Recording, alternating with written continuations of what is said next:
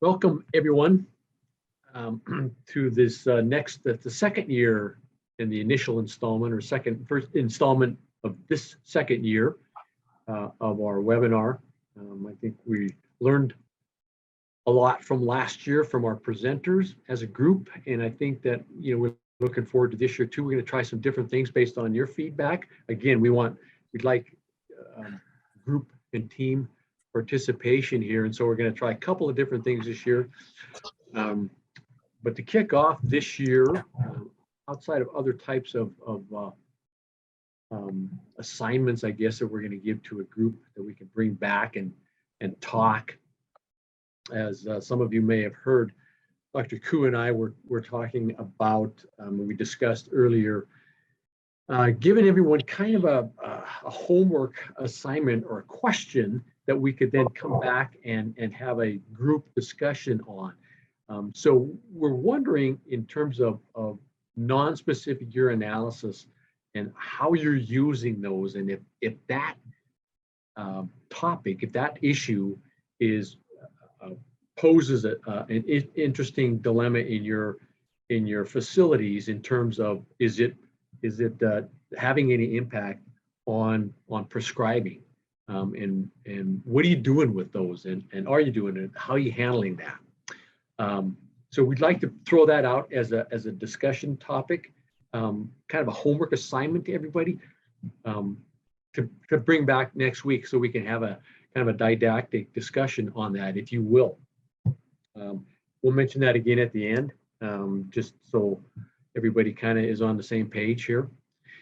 And I'm going to kind of jump into this week's presentation with Dr. Josh Christensen. He's an ID, an infectious disease specialist here in Missoula, St. Patrick, Providence, and also a hospitalist, but he's got a great case for us here, and I think probably bringing in some stewardship elements and components to that as well.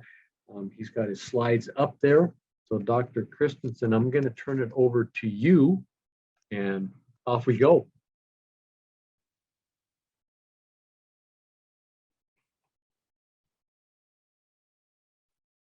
Sorry, it took me a minute to get my unmute. So I'm Josh Christensen, as Vince said, one of the ID docs at St. Pat's. And this is a kind of an interesting case with some multiple drug-resistant organisms in a patient we saw recently. And in hindsight, they were related to antibiotic use without question. And overuse is, it's always hard to know in the short term overuse, but just sort of an example of why we have to be really careful and aware of when we're prescribing. And the end result is you end up with these organisms that are incredibly difficult to get rid of, and they're also very expensive. And I'll walk through that a little bit too, about what it takes to deal with them. So the case involves a 65-year-old male who spends part of his time in Montana and the other part of the time in a different state, kind of a snowbird, who had an accident with a fall and ended up with a C4 through C7 spinal fracture complicated by an epidural hematoma, and ended up essentially quadriplegic. He was hospitalized in this other state and kind of bounced between acute care hospital to LTAC to acute care hospital to SNF back to acute care hospital over the course of about 4 months. But essentially his course was notable for a decompressive laminectomy initially with a cervical fusion, which unfortunately didn't do much. Tracheostomy, he had a PEG placed, IVC filter, pacemaker, because he ended up with some cardiac arrest, and then septic shock with MSSA. There was concern for a hardware infection. He was given 2 weeks of IV NSAF and then put on a tentative plan of 6 months of chronic oral suppression. He had a Candida glabrata fungemia, treated with, we think, at least 2 weeks of micafungin. His PEG was complicated by a perforated bowel, so he had exploratory laparotomy and a PEG removal. He was on dialysis for a while. And the reason this is sort of garbled is his records are, as you might guess, from somebody who's had 4 months of bouncing between facilities in another state. We never really got the complete records. But ultimately, he returned to Montana and was admitted to St. Pat's. And per all the records we could find, there was no mention of any multiple drug resistant organisms, although his family did notice that for a while they were required to put on contact and isolation gowns. They described the blue gowns and coming out of the room and wearing gloves. So while we're not sure if he ever had any resistant organisms, for some reason at some point he was isolated. So shortly after admission here, he developed a fever, and urine and blood cultures were obtained on June 22nd. And it, for reasons that aren't entirely clear, I think because he didn't really have respiratory symptoms initially, respiratory cultures weren't obtained. He was initially started on IV unison and vancomycin for 2 days. It was then switched to ceftriaxone for 4 days, and then with the inclusion of Bactrim for 2 days. I'm sorry, there's a typo there. And right out the gate, I can say that we did this in kind of a garbled fashion. These are, these antibiotic switches where you switch multiple times. Here I am talking about being careful with antimicrobial stewardship. And initially, we didn't do the greatest job here. And I'll get to that in a minute, why that happened. And then he was ultimately brought into tigecycline for 3 more days. So he ended up with this unison and vancomycin, and then ceftriaxone and Bactrim, and then tigecycline. And I'm going to jump right into the microbiology. So his urine cultures obtained on June 22nd grew an Acinetobacter baumannii, and as well as Enterococcus. And our microlab no longer gets sensitivities on Enterococcus unless we specifically request them.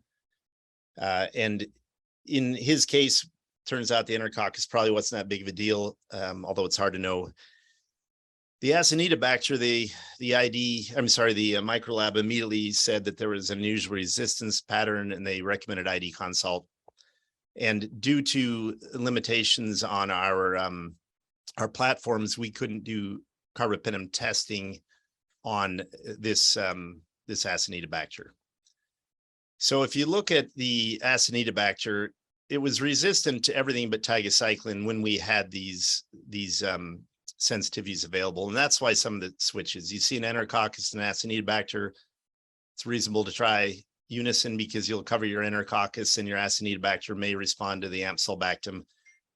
And then the ceftriaxone was added at some point before cultures were further. And then ultimately, when we figured out what it was, we said, okay, we'll use tigecycline. And this is in a patient, by the way, with a, I didn't mention this, but he uses straight catheterization intermittently and often as a condom catheter. He did not have a Foley at the time he was in our hospital, though looking back through the records, he had for quite a while had a Foley catheter at the other hospitals. So right out the gate, this patient has a pretty resistant organism. And as soon as we saw this, we isolated him. His respiratory culture initially was reported by our lab as a carbapenem resistant Klebsiella pneumoniae, and then the usual mixed flora. And then we see this Acinetobacter. And the reason we were able to say it's a carbapenem resistant was it was meropenem resistant. So it meant the CDC definition for a carbapenem resistant organism. And this is, when I say incomplete, this is our initial respiratory culture MICs, and well, initial and after a few workups before we sent it out. And it was resistant, again, to most things we'd want to use, that you typically can use for Klebsiella. It was sensitive to the aminoglycosides, so we had gentamicin and tobramycin. It was intermediate to levaquin, and it was tigecycline sensitive. And the Acinetobacter, interestingly, the MIC had increased from 2 to 4. Now that's, a lot of microbiologists will tell you in the lab, your fudge factor is 1 dilution. So an MIC of 2 versus 4, could that just be, variability in the lab on the instrument? Did it acquire a little bit of resistance in that short period of time, or was it intermediate out the gate? We don't really know. But in any case, this is why ultimately the patient was put on tigecycline for a short period of time. And as you can see here, this is a pretty resistant organism. When we saw this, we were getting concerned of how we're going to treat this patient. And so we sent it out for further sensitivities that I'll get to in a minute. So his fever is resolved prior to us getting all of the microbiology data back. And we stopped his antibiotics because his chest x-rays never showed pneumonia. So we have a patient with possibly complicated urinary tract infection, but fever is improving with these multiple drug-resistant organisms. And we elected to not treat in the short term with the idea we didn't want to generate further resistance once we saw what we were dealing with, and we had to order in some antibiotics. And he did well for about 5 days. But then he developed acute respiratory failure and was actually transferred to the intensive care unit, and was started at that time based on the sensitivities we had available: minocycline, rifampin, gentamicin, and imipenem, cilastatin, relebactam. And the imipenem, cilastatin, relebactam, the only reason I put this up there, most folks I think are familiar with this, is there were some questions here in our hospital about how that drug works, and it's a carbapenem.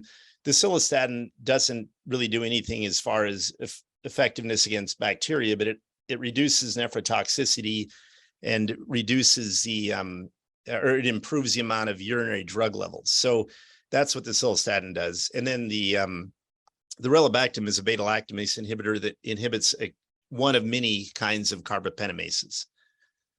And at this point, when I was seeing him, within 24 hours, he was much better. And when he went to the ICU, he had a CT to look for a pulmonary embolism, and there was no PE, and there was really no pneumonia whatsoever. There was just some mucus plugging.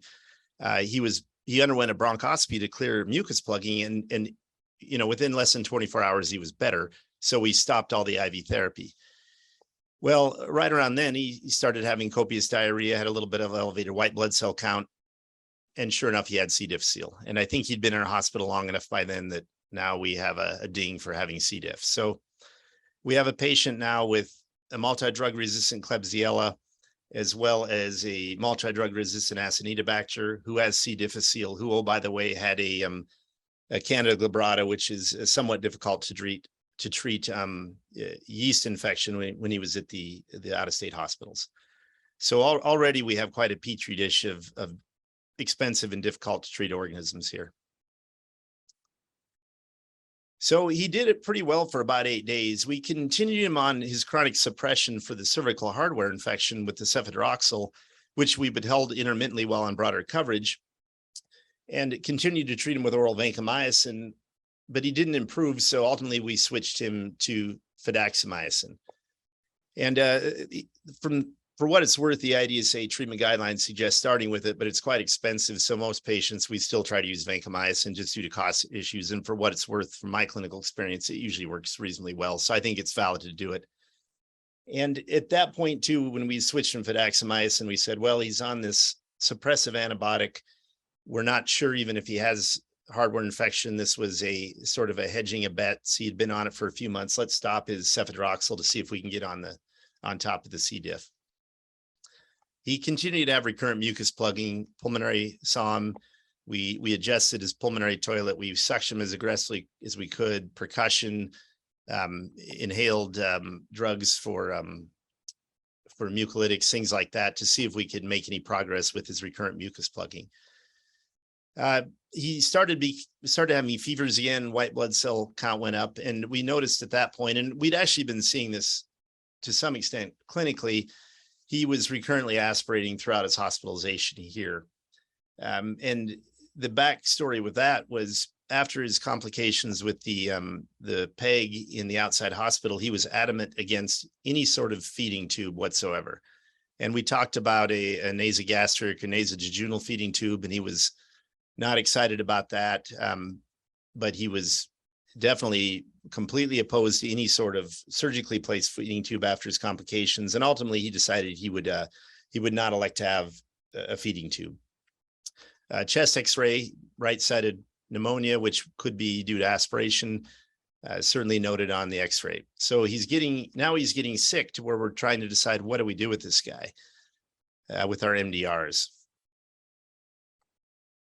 So we sent our Acinetobacter to the state health department, and based on their PCRs, no carbapenemase genes were detected. And I just want to point out the mechanism of resistance to carbapenems in Enterobacteriaceae, particularly you'll see with Acinetobacter, but multiple of the organisms can do it, are altered function of the membrane-associated porins, so basically little sort of ports in the cell wall of the organism, alterations in the penicillin binding proteins so that they change the target, and drug efflux pumps where they just keep pumping the drug out what comes in, and then the carbapentamases. So the fact that you don't find carbapentamase genes doesn't mean it's not carbapentamase resistant. It just means, I'm sorry, it doesn't mean it's not carbapenem resistant. It just means it could have a different mechanism.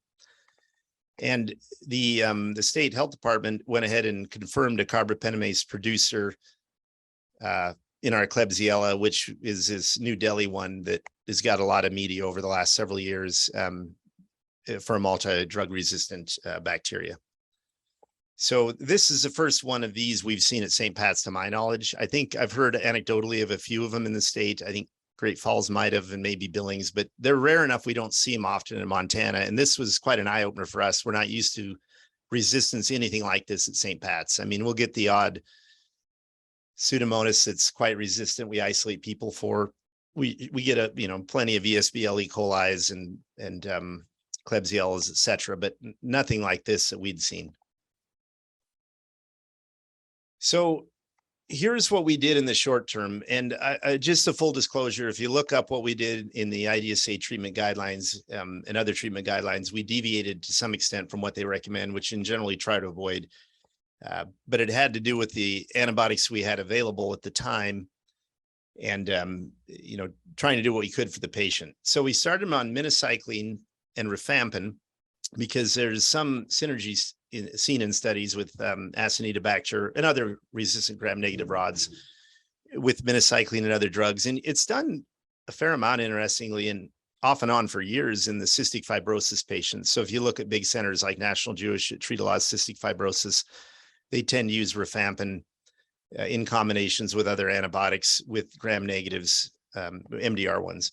So we use minocycline and rifampin. We had aztreonam, so we were using that, and we had ceftazidime avibactam. The caveat here is we had to give the aztreonam and the ceftazidime avibactam at the same time, so we placed an extra IV because what we really wanted was aztreonam avibactam combination. We weren't really worried about the ceftazidime. We just couldn't get avibactam any other way.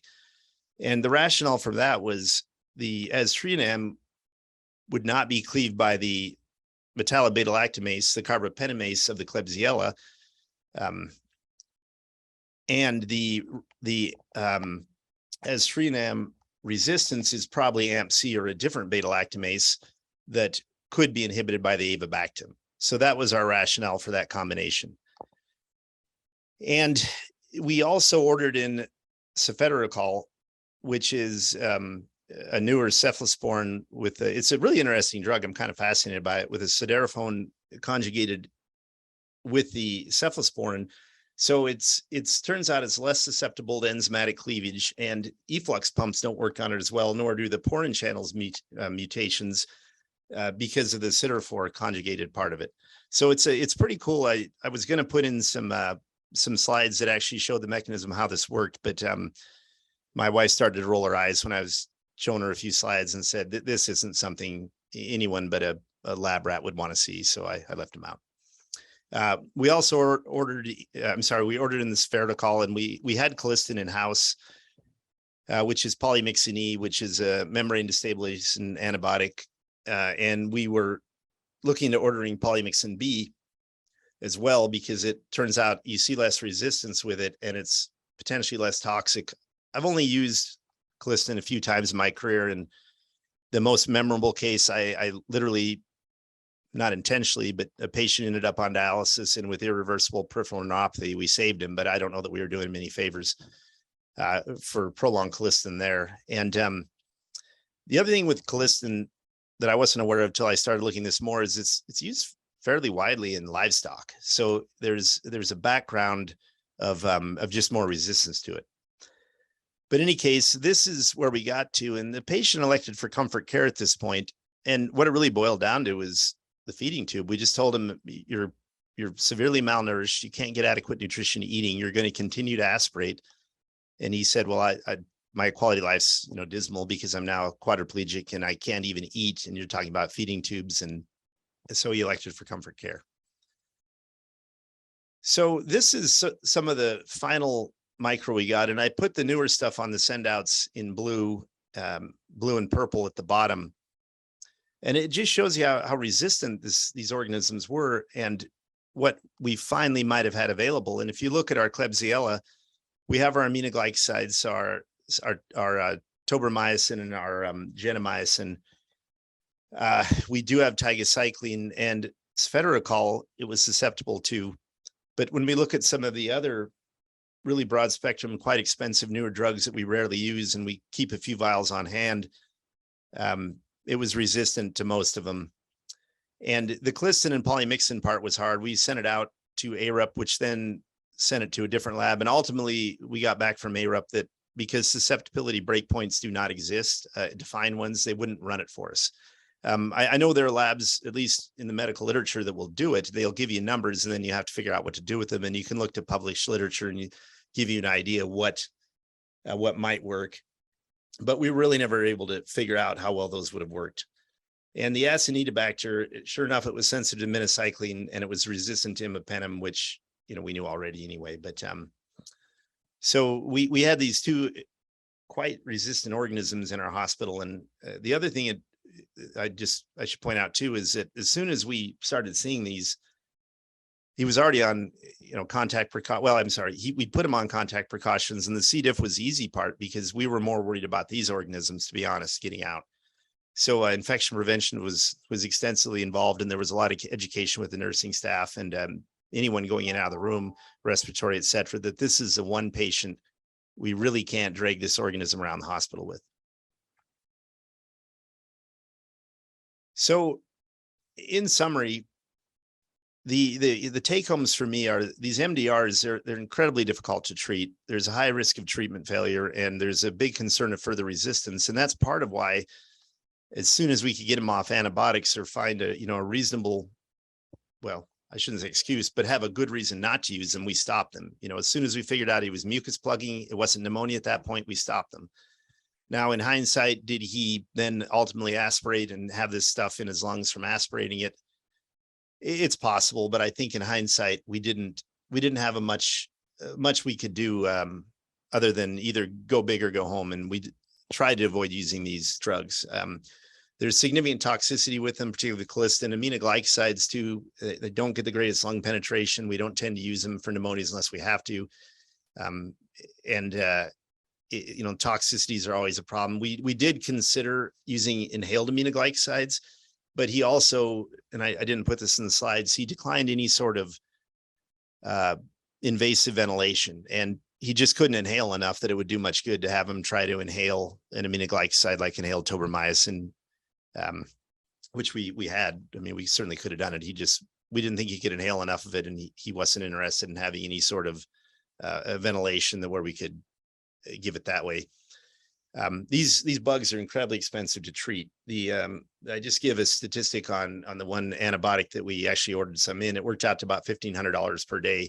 You look at the price, I think it's like $250 a vial for a gram, but it's 2 grams and it's 3 times a day. So then, that's where we get the $1,500. And the labs are expensive for these sendouts too. It's hard for me to pin down a cost for them. I didn't really follow up as well as I should have before this talk with the lab to try to get a hard number on it. And the other thing too is you're all doing it in hindsight in a way, because the turnaround time on these sendouts, if you're lucky, is a week. It's often longer. So you get your organism isolated, you send it out, and you hope in a week or two you have some results back and you can adjust your antibiotics accordingly.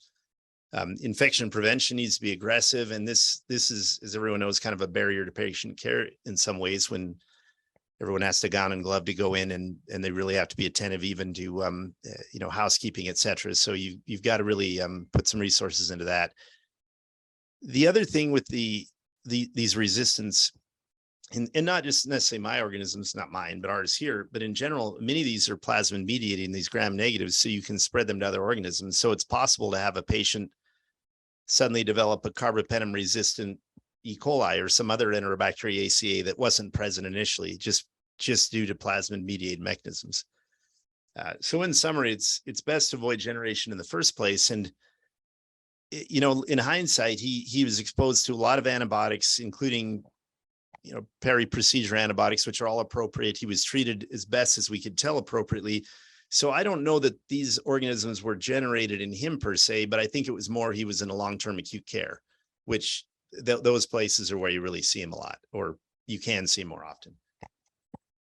And I don't currently round through one, so I can't tell you that. The docs at Billings could probably give you a better idea having one there, how much of it they see there. But I certainly remember as a fellow, it just being, one isolation after another, and who's who with what organism, we were wearing blue gowns, pretty much everybody. So in any case, I know I went through it kind of quick, in half an hour. I want at this point, see if anyone has any questions.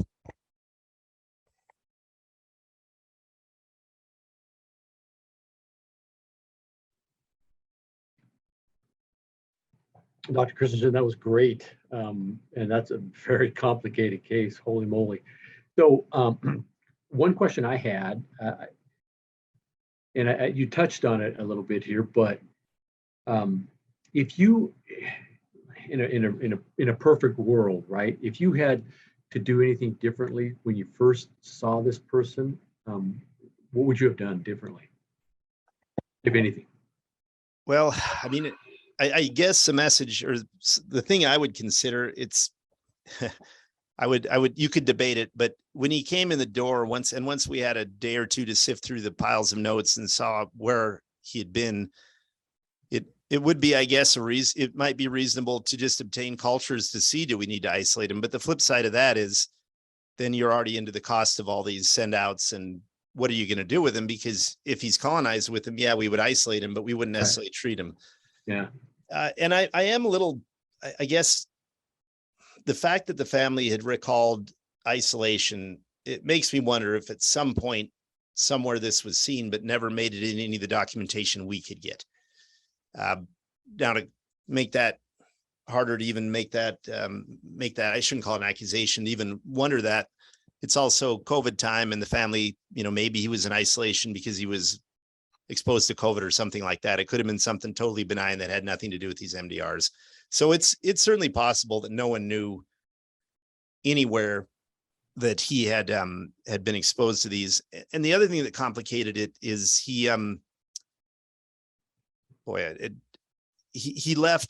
basically left these other hospitals, one of these facilities, against medical advice, and just popped into our ID. There was no planned or coordinated transition. He just suddenly was, here I am, and I've been sick for months in these hospitals, so we're scrambling to get records. So who knows, maybe something was missed in discharge summaries. When patients leave AMA, we're not always as good as we should be about documentation, I'll put it that way. Sure. Good, thank you. And then just one quick follow-up there, just again in the what if world, but if you were able to successfully manage and treat him so that he was discharged, what would your thoughts have been for chronic suppression? To be honest, unless there was no way to, that would have been my last possible scenario, to try to suppress him. I think it would be, you try to remove the selective pressure of the antibiotics, and you see this over time. And we see it in people all the time who have MRSA, and 2 years later they don't. Right. You remove selective pressure, you can see some of these revert to wild type, and not necessarily that specific bacteria changes, but it's wasting a lot of energy. There's a metabolic expense at being resistant, having efflux pumps, carbopentamases that you don't need, so that wild type organisms may outcompete them, and ultimately, these organisms will go extinct in a patient if you can remove selective pressure long enough. Good. Yeah, good. That's a good way to put that. Selective pressure. I like that. Thank you. Josh, just one comment. This is one of those cases I would say that I'm getting a little PTSD from, and my time as a fellow, because yes, these are the kind of these nightmare cases that we get thrown at the university, and essentially from other outlying, either LTAC or another more smaller hospitals. We don't know what to do with this guy. You guys figure it out. So now, with that being said, I think for most of you, especially those in the critical access hospitals, the likelihood of you having to encounter anything like this is most likely very, very low. And even though most of what Dr. Christensen has presented is mostly toward the treatment of it, I think the underlying message, and it's really kind of outlined in this last point in the slide, is that we don't want to get to that point, and that's really the purpose of the whole thing. So I want to kind of, and maybe this is, so don't think that this is antibiotic stewardship in a context. I mean, this is this is what, when we don't have very good antibiotic stewardship, and then this is what we have to deal with. So, so this is the why, if you want to look at it in that context. Yeah, we don't want to get this point, because when you get to the point, we will, as you was pulling out, kind of commenting, there are some things that you're going to have to do that's not really even following the guidelines or whatnot, because this is an uncharted territory. And I can't say that, even though many of these cases will get sent to ID docs, doesn't mean that we're great at it. We probably on average will see more than a typical clinician, but this is these are things that we kind of struggle with sometimes, and we kind of bounce the ideas off of other clinicians who we hope that may have similar experience and have some possible solution. So now, many of these, and I want to kind of tie to what also one of before our break was the meeting with Amy Ross, and when Amy kind of went through that, and what she has to deal with, many of it is a lot of it is the precursor to a lot of what this is kind of what led to this. Sadly, is my experience. Have worked at LTACs before. I've worked at nursing homes, and I've also worked at these specialty hospitals like. And where and then the knee-jerk reflex of many of these patients who are undergoing rehabilitation after motor vehicle accidents and things like that, and it's like like anything changes, a clinical change often prompt antibiotic, a order for antibiotics, and and so it's kind of see, just like as Dr. Christensen pointed out, a change in their respiratory status. What do they think? It got to be pneumonia. We got to start antibiotics, even though it turned out to be a mucus plugging. And it's good that he was able to stop the antibiotics very shortly. Not every place are that successful. I could tell you, Billings Clinic, it pulls. Sometimes I have to pull teeth to convince our intensivists that if this is a mucus plug, you really don't need to continue antibiotics. But it's hard because there's that fear that if they didn't do it, they're going to miss something, and they're ultimately result in a bad outcome. So anyway, there's a lot of different dimensions to this, and this is a great kind of kind of something to keep in mind, that as we're kind of doing all these discussion and about the EUAs, that's another one that's very kind of go along line with this, is that a lot of these patients, when we started without some stewardship effort intervention to kind of moderate the prescribing of antibiotics, this is kind of one of the consequences, and it's sad that as a result of this, that he had to, he felt like there's not much left for him, and he decided having to go to comfort care. And a lot of this could potentially be preventable.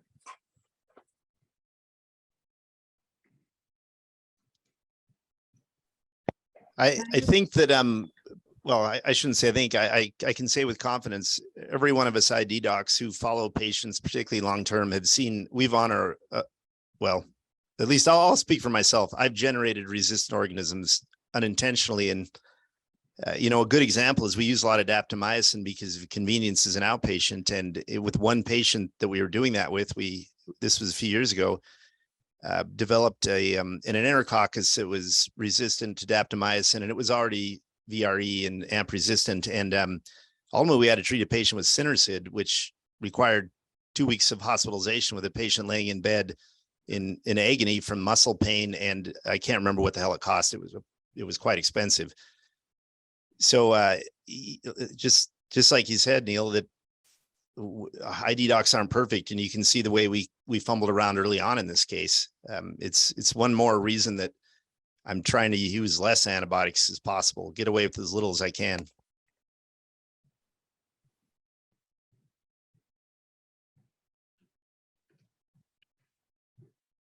Just wondering, out for the audience,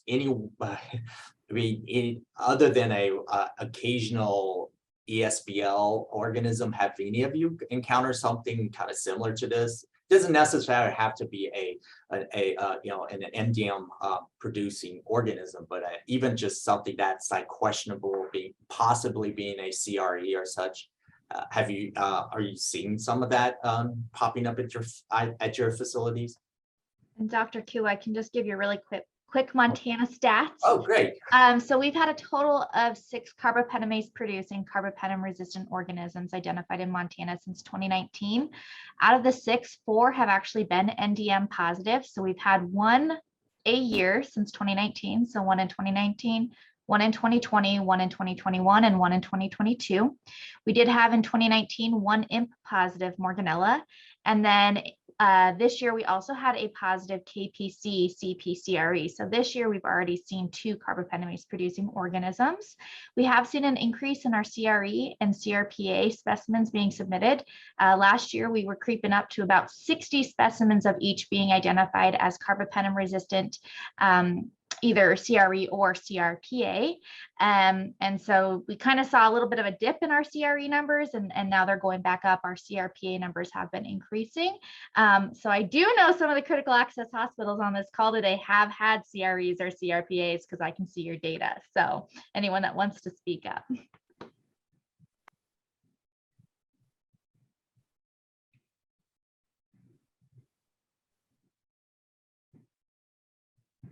Well, takers, any other questions out there, comments? Well, maybe I could ask this, because now that we are actually seeing some CREs popping up in Montana, now kind of bear in mind, it's depending on how you look at it, we're actually these isolates are mostly selected for rather than a creation. So, and that it's a little complicated how that occurs, but how we select for them is really by using certain antibiotics. In this case, if they're, and I know that some facilities, it's kind of becoming a more common practice using a carbapenem as a go-to drug for a broad spectrum. Especially in those who are not able to establish a good protocol to either to require an authorization or a preferential drug based on formulary, whatever intervention you have available installed at your site. But keep in mind, the more exposure, in this case like a carbapenem, the more likely you're going to select for an organism that will become resistant to that antibiotic. So just kind of wondering, for those, if you know how your practice of your clinicians do you find that many of your clinicians tend to use carbapenems as a go-to drug for a broad spectrum for that initial empiric therapy? And this could be, probably most common is going to be meropenem, because that's the easiest one to kind of. Imipenem is a little harder to get, Q4 and then Q6. I'm sorry, and most of us don't use ertapenem unless that we know the bug, because it has, because of the lack of pseudomonal coverage, as well as a couple other bugs. So just curious, how many of them have that, or that clinicians do use carbapenems as a go-to drug?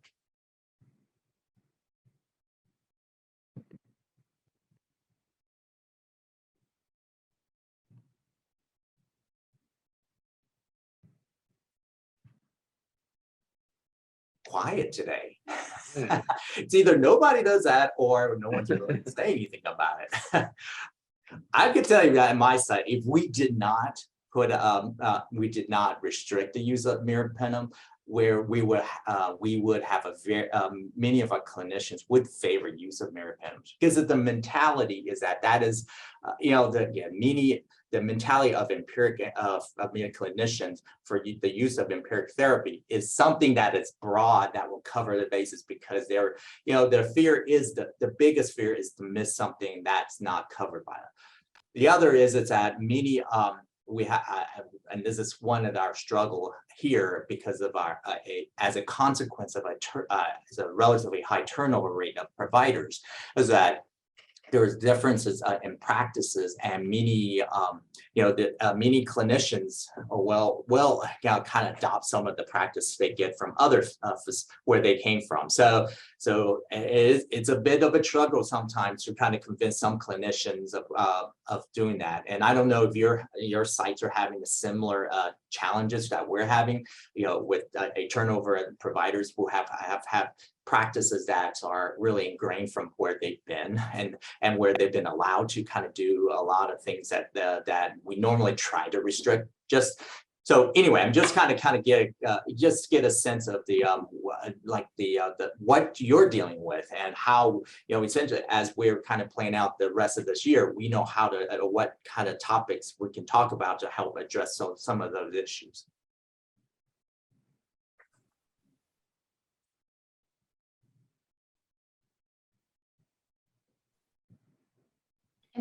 Dr. Q, if we have time, I can also speak to kind of the public health response to this NDM positive, just because it was really interesting.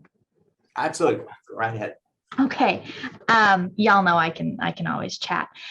So the interesting thing with this one is we actually did perform a point prevalence survey. So we identified individuals who had been hospitalized on the same unit at the same time as the NDM positive and performed a point prevalence survey to test for colonization of individuals. So we actually were able to get a handful of specimens and perform testing on that as part of the public health response.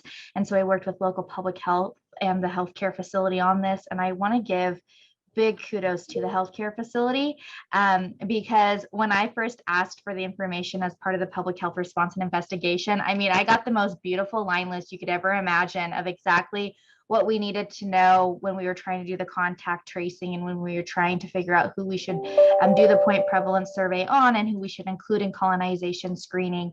And so, yeah, as Dr. Christensen had said, this individual did have very extensive medical history in another state, had stays in multiple healthcare facilities. And so, for us, as we were reading through that, that was definitely a red flag for our team. And when we consulted with CDC regarding this specimen, but, I think we do work with you guys when you have cases of carbapenemase producing organisms identified. You work very closely with public health as part of that investigation. We help support testing and screening of individuals that we are concerned about who were exposed or things like that. Oftentimes we will do the point prevalence survey focused on patients that are higher risk. I know a big question I always get is, do I need to test now all of my healthcare workers? And usually the answer is no. We kind of work out. I always like to say it's like layers of an onion when we're doing these types of investigations, because we start with a small circle, and if we get more positives, we keep building our circle and working out. So this was a really interesting one to work for us, just because of, I think, everything that occurred with this specific case. And so I just wanted to say thank you to Josh and to his team for presenting on this, but also all the work that goes into these, because these are pretty time-intensive investigations. I do want to make one comment. I know I've been talking a lot, but this is to kind of follow up with Dr. Christensen's comment about should we, and knowing that the patient he saw come from multiple other healthcare facilities, it was worthwhile to test someone and to see if we can identify, to culture them and to see if we can identify potentially any of the a resistant organism. And that's actually a discussion more on the infection prevention rather than antibiotic stewardship, although they kind of have a lot of overlap. But just want to kind of follow up with that is that there are, I know that there are some facilities, and this is mostly on larger regional referral centers, and most probably more on the East Coast, but have discussed about kind of create a criteria for high-risk patients where they would do like rectal swabs to look for certain to do PCR testing for these particular genes. So looking for the NDM, IMP, VIMS, and those are the genes all kind of associated with with carbapenemase or carbapenem resistance. And so, and mostly kind of directed for infection prevention purposes, such as isolation and such, but also that, kind of gives a heads up, earlier heads up that if something does happen, at least the ID doc knows what they're getting into, because most of us are really, even with the empiric antibiotics, which is, even in this case, meropenem was not going to work. Even though most clinicians don't think that's going to. So that, just to kind of follow up with that, is that there are some things that kind of do, there are some places that are doing that. Now, is that something that I think that you at all facilities in Montana or even at Billings Clinic should adopt? And that's a tough question, because it comes down to, there is a significant cost to that.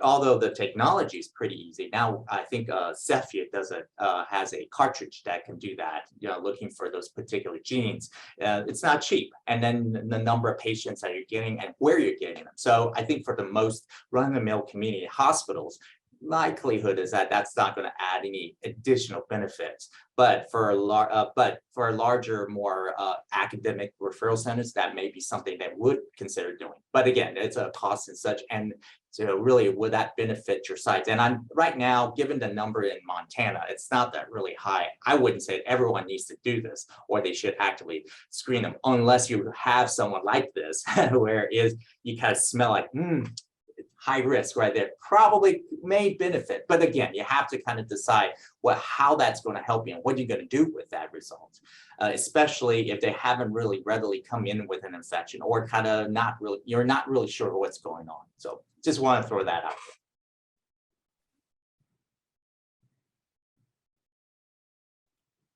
there. Great. Thank you, Dr. Koo.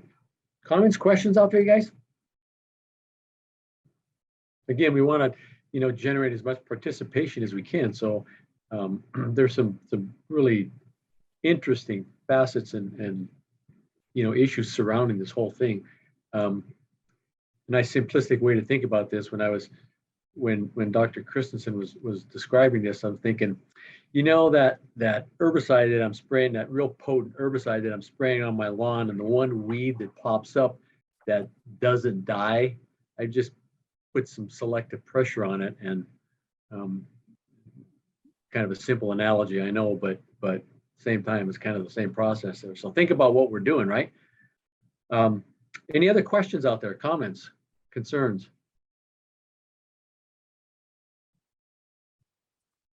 Nothing? Well, again, I'd really want to express my thanks to Dr. Christensen for that presentation there. Graciously agreed to present for us. So thanks a ton, Josh. And again, kind of one of the things we're going to try to engage everybody in with this year is some homework assignments that get you to think a little bit and come back and give us some feedback and some information about what you're all doing there, so that we can kind of have a bigger group discussion. So with Neil and Erica, you can chime in here, but the question that we're going to ask with regards to your analysis and what do you do with those and so on and so forth, I think if we pose it as a question, so everybody gets the same question and understands it, we'll send that out to the list and then have that for a major topic discussion next month. Does that sound good? So I don't want to misquote anybody, or but we'll get that out so everybody gets the same question. Neil, Erica, do you guys have anything else? Jenner? I don't know if Jenner's still on here. She had another meeting to attend. Our next webinar, where we'll have you bring the discussion topic that we're going to send out to you all, will be on September 7th from the same time.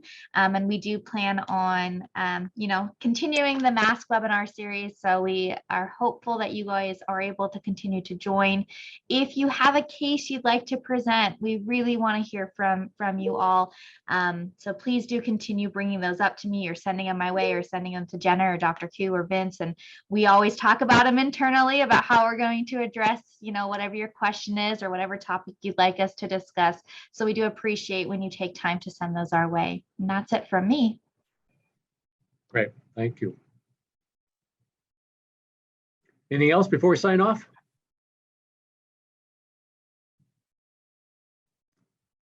All right. Thanks for joining us. See you next month, you guys. Bye, everybody. Thank you. Thanks, Josh. Thanks, Dr. Josh.